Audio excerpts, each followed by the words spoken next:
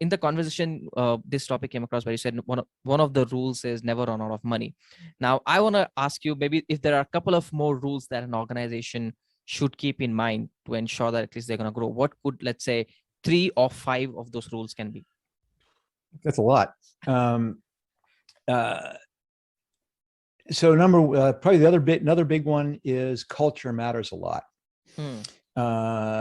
And people sometimes think culture is something they can think about later.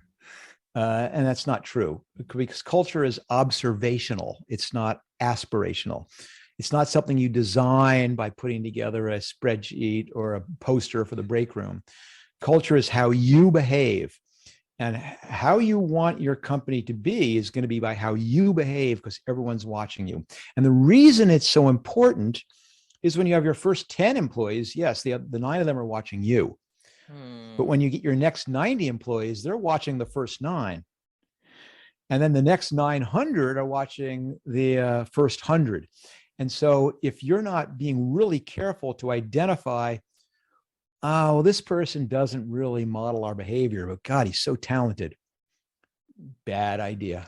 Because then all of a sudden you can be telling, we stand for, we have a no assholes rule. Oh, except what you're really saying, you can say that as loud as you want. But what you're doing is saying, except when someone's really talented. And then that's different.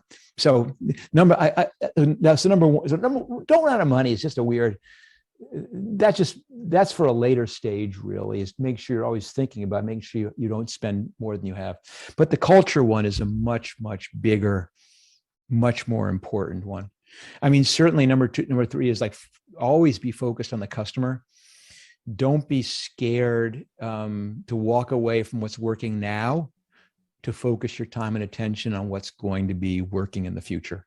Because in the future, the customer is not going to care. Well, I had to do this because I had some distributors that would have been really mad at me. Oh, I had to keep doing this because my top salesperson would have quit if I had done this. Customers don't care. They'll go somewhere else. You've always got to be willing to cannibalize your current business to ensure that you're viable in your future business. So let's leave it at those 3. There's a good handful. I think that's a good handful for them.